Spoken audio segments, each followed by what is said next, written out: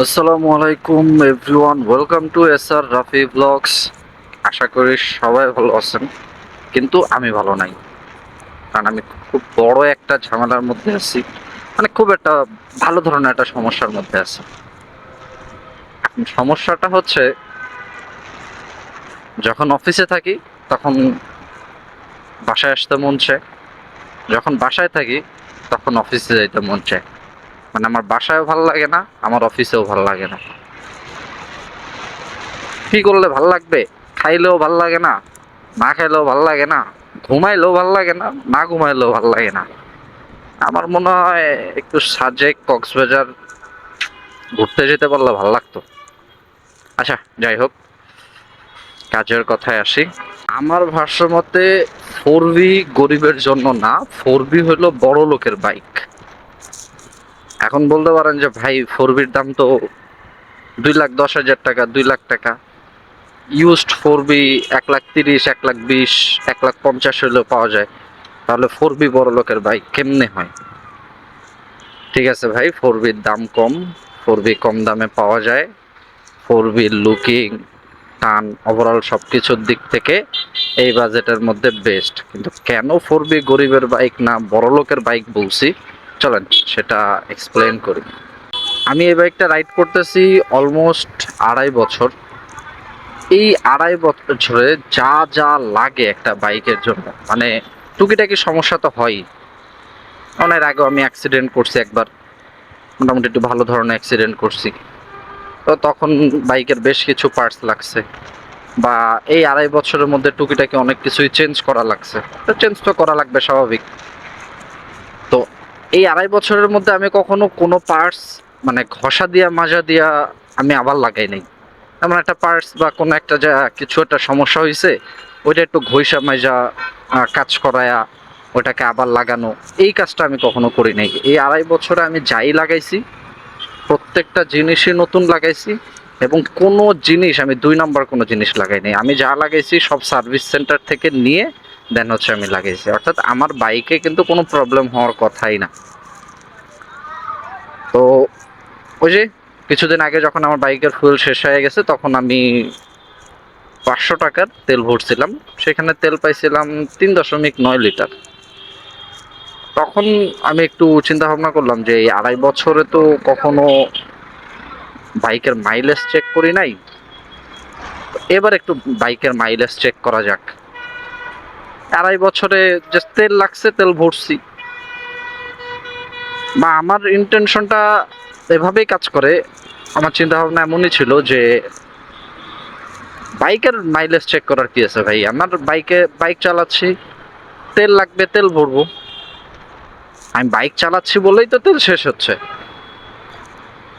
তো তারপরেও এদিন চিন্তা ভাবনা করলাম যে বাইকের মাইলেজটা চেক করা যাক। তো সেই প্ল্যান অনুযায়ী, যেহেতু আমার বাইক অলরেডি বন্ধ হয়ে গেছে তেল না থাকার কারণে, তো 500 টাকার তেল ভরলাম, 3.9 লিটার তেল পাইলাম। পরে ট্রিপ ওয়ান, মানে মিটারের ট্রিপ ওয়ান আমি রিসেট দিয়ে রেখে দিলাম যে দেখা যাক কত কিলো চলে।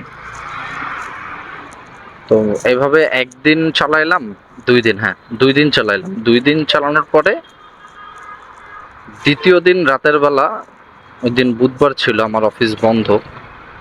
তো মোটামুটি একটু টুকটাক একটু বেশি চালানো পড়ছে।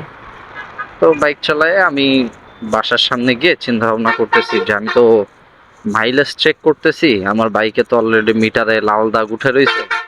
এলাকার দোকান থেকে 1 লিটার খোলা তেল কিনে ব্যাগে ভরে রাখি, যদি বাইক যে কোনো টাইমে বন্ধ হয়ে যেতে পারে। তখন আশেপাশে পাম্প যদি না পাই, তাহলে এই 1 লিটার তেল দিয়ে পাম্প পর্যন্ত যাওয়া যাবে। তো এই চিন্তা ভাবনা করে আমি বাসা থেকে তখনই বাইকটা নিয়ে বের হয়েছি। বের হয়ে জাস্ট যেই দোকানে তেল বেচে ওই দোকান এবং আমার বাসা, এই দুইটার মাঝামাঝি রাস্তায় যখন গেছি, আমার বাইক বন্ধ হয়ে গেছে, মানে আমার বাইকের তেল শেষ। তো পাশেই একটা বাইক সার্ভিসিং এর দোকান ছিল, ওইখান থেকে একটা বোতল নিলাম। একটা বোতল নিয়ে আমি 1 লিটার তেল কিনে আনি। 1 লিটার তেল কিনে আনি না, দেন হচ্ছে আমার বাইক স্টার্ট দিই। তো তখন আমি মাইলেজ হিসাব করলাম যে এই 3.9 লিটারে আমার এই 4B-তে অ্যাভারেজ মাইলেজ পাইছি আমি 28 পয়েন্ট সামথিং, ধরতে গেলে 28 কিলোই পাইছি পার লিটারে, 28 কিলোমিটার। এখন আমার কথায় 1 লিটারে যদি 2 লাখ টাকা বা 2,10,20,000 টাকার একটা বাইক যদি 1 লিটারে 28 কিলোমিটার চলে, তাহলে এটা কি আদৌ কি ভাই গরিবের বাইক? এটা তো ভাই বড় লোকের বাইক।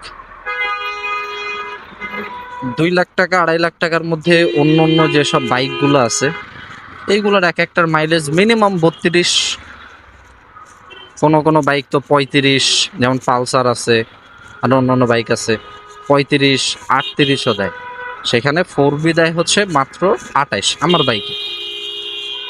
আমি কোনো পার্টস এক্সট্রা লাগাই নাই, আমি কোনো পার্টস আমি 2 নাম্বার কোনো পার্টস ইউজ করি না, বা কোনো পার্টস আমি ঘষা মাজা দিয়ে লাগাই না। তার আমার বাইকের টায়ার, পিছনের টায়ার, মানে আমার সুবিধার জন্য আমি পিছনে V3 মানে R15 V3-তে যে টায়ারগুলো ইউজ করে, মানে 140 সেকশনের 140/70 ওই টায়ারটা লাগিয়েছে। হয়তো বা এই টায়ারের কারণে কিছু মাইলেজ কম পেতে পারি, তাই ধরলাম আমি 2 পাইলাম বা 3 কম পাইলাম, অ্যাভারেজে 31ই ধরলাম।